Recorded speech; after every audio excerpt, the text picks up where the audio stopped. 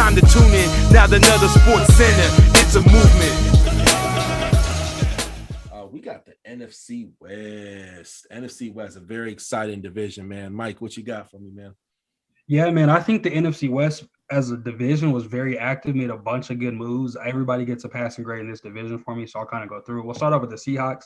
It seems like they have a little bit of drama, but I think sometimes things can be overblown. Russell Wilson hasn't requested to leave. It was interesting if I want to stay, but if I did leave, these are teams I go to. But I don't see him leaving. I don't see that anybody. I mean, they turned down that Bears offer, so having him's great.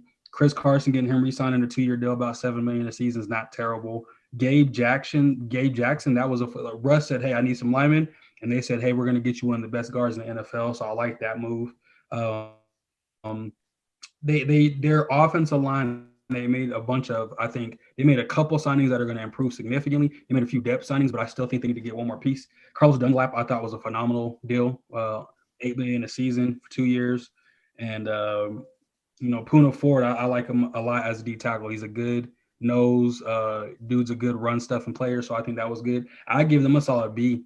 I think they set themselves up to do what they need to do for the kind of team that they have. So I thought they had a great offseason so far. The 49ers, making some moves. They're apparently they don't believe in Jimmy G. They traded up to 3 to get their quarterback of the future. They re-signed the best fullback in the NFL. I think teams don't realize how, a lot of people or casual fans may not realize Kyle Shanahan's arguably the best play caller in the NFL. And Kyle Juszczyk, I always mess his name up. He's a beast. Arguably, he's definitely the best fullback in the NFL. So getting him back. Zach Kerr is still young, has some potential. I think that's not out there yet. Their offense is sturdy. They just kind of hit with a lot of injuries, right? Trent Williams, I think that was tackles can go, a little bit longer. They can play a little bit older.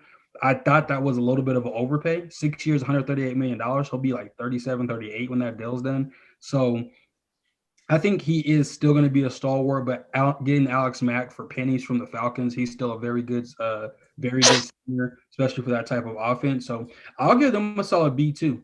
I'll give them a solid B as well. Jason Verrett, I thought was another good signing at corner for them.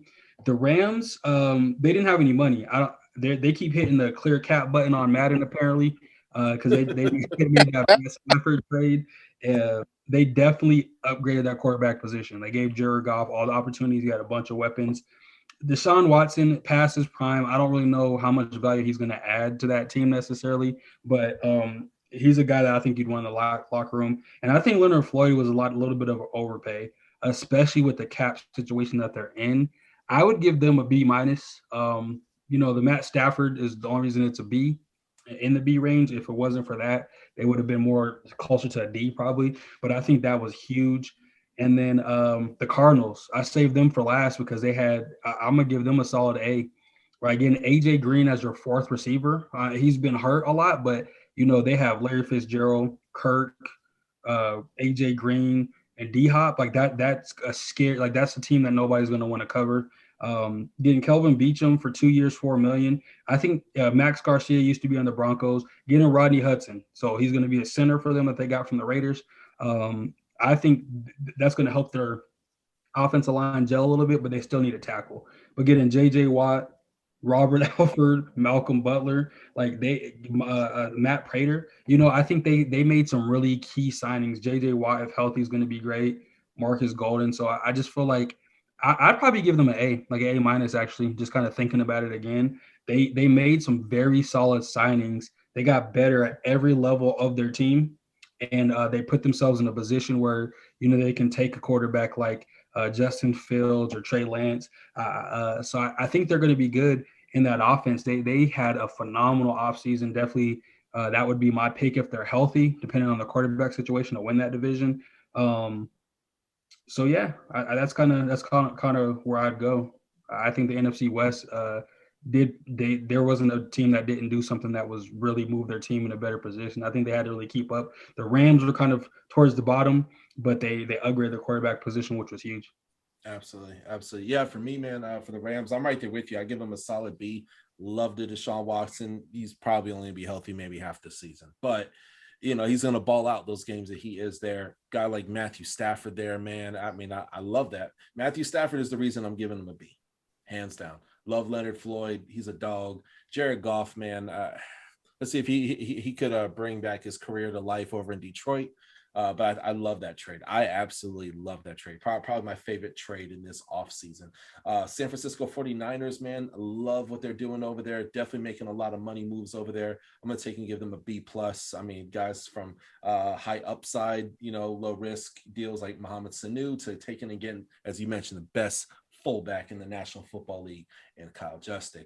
Got Alex Mack, again, a guy who could still play, still block and whatnot, and they beefed up that defense. San Francisco loves having a good defense, man. You look at them from the beginning of time. It's like we need linebackers, D linemen, cornerbacks, and they made those moves. So, and then of course they're going to be obviously drafting a quarterback this year's draft. So very exciting.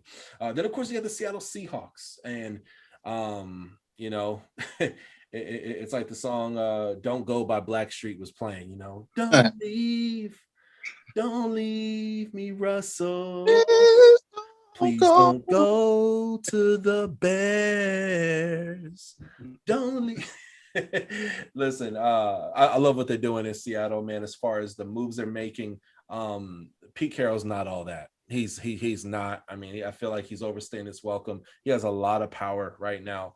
But he's going to look like the villain if one of the best quarterbacks in the National Football League takes and walks to another team, because you don't want to give him more weapons. You don't want to get him a better O-line. The O-line for the past 4 years has just been meh.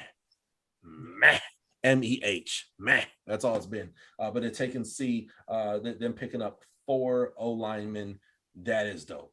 That is dope. You know what I mean? So we'd love to take and see them get some more wide receivers in this year's draft. But I mean, you're talking a very electric offense if they could really get things going and actually block for that man. Otherwise, Russell Wilson's going to be out of the NFL in 2 to 3 years. I mean, you can't take that many hits and still be a normal working human being. So, but love what they're doing. I'm going to take and give the Seattle Seahawks a solid B as well, too. We'd like to see some receivers in there, but I like what they're doing. Yeah. No, I agree with both of you. I think both of those teams, or all 4 of those teams, didn't do anything to set themselves back. They all made moves to get better. And within that division, you have to, because it's so easy in the NFC West to fall behind the other 3 teams. Those are 4 of usually the better teams in the league. Now that the Cardinals have their ish together. It's time to tune in. Now another Sports Center. It's a movement.